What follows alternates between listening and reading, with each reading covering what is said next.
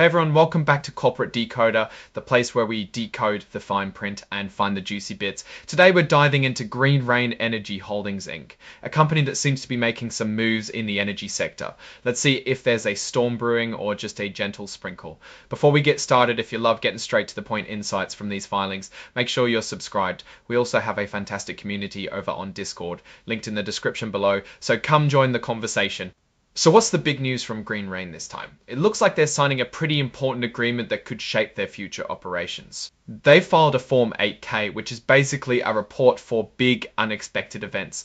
Think of it as a company's way of saying, hey, something significant just happened and you need to know. Green Rain Energy Holdings Inc. is trading its common stock under the symbol GRA on the OTC basic market. This means it's available for trading, but not on the major stock exchanges like the NYSE or NASDAQ. It's kind of like being in a smaller, less regulated market. Interestingly, they've checked the box saying they are an emerging growth company. This gives them some breathing room with certain financial reporting rules, giving them more flexibility as they grow. The main event here is a new agreement. On September 3rd of 2025, Green Rain isn't doing this directly, but through their wholly owned subsidiary Green Rain Solar Inc. They've entered into a Memorandum of Understanding or MOU with a company called Allied Energy Corporation. Now, what's this MOU all about? It's like a handshake agreement, a preliminary deal that sets the stage for a bigger, more official contract called an Energy Purchase and Sales Agreement, or EPSA. This future EPSA will be the real deal where they'll nail down the specifics of their energy dealings. So what are the key points being discussed here?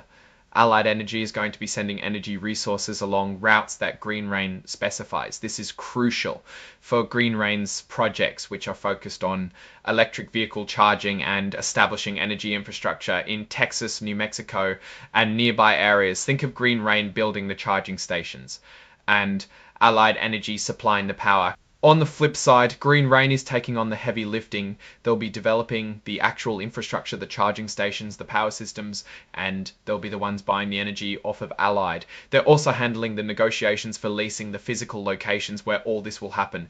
It's a clear division of labor. Now here's a key detail about MOUs.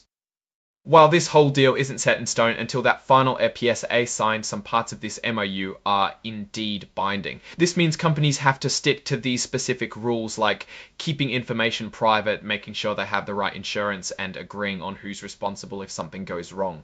Adding another layer of security, they've even signed a separate agreement to keep things confidential and prevent either side from going around the other.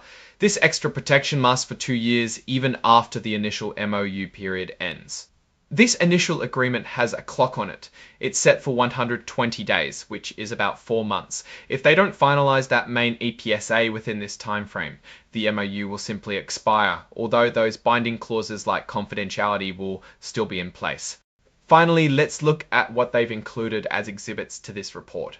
The most important exhibit is the MOU itself. They've filed it, but they've noted that exhibits A and B are being held back for now, likely until they're finalized with Allied Energy. This means we're getting the framework, but not all the operational details yet. And of course, they've included the interactive data file for the cover page. This is standard stuff for digital filings. Now, looking at this, Green Rain Energy Holdings seems to be actively trying to secure its energy supply chain as it expands its EV charging and infrastructure projects.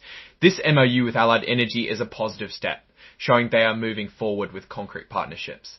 The fact that certain legal protections are binding even before the final agreement suggests they are serious about these negotiations and want to safeguard the process.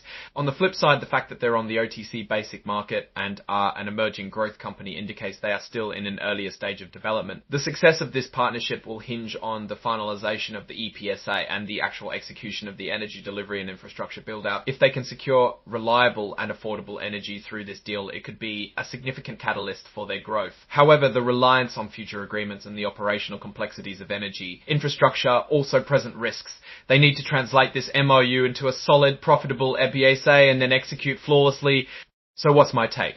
Green Rain is making a strategic move to power its expansion. This partnership with Allied Energy seems logical for a company focused on EV charging infrastructure. The key will be how well they can negotiate and implement the final energy purchase and sales agreement. If they get this right, it could be a big win. If not, it could be a setback. They're an emerging player, so there's potential but also significant risk associated with execution and market conditions. Alright, that's our quick decode of Green Rain Energy Holdings' latest filing. What are your thoughts on this energy deal? Do you think it's a bright spot for the company or just a cloud on the horizon? Let me know in the comments below. If you found this breakdown helpful, give this video a thumbs up and don't forget to subscribe for more corporate insights, and seriously check out our Discord server in the description for more discussions. Thanks for watching and we'll see you in the next decode.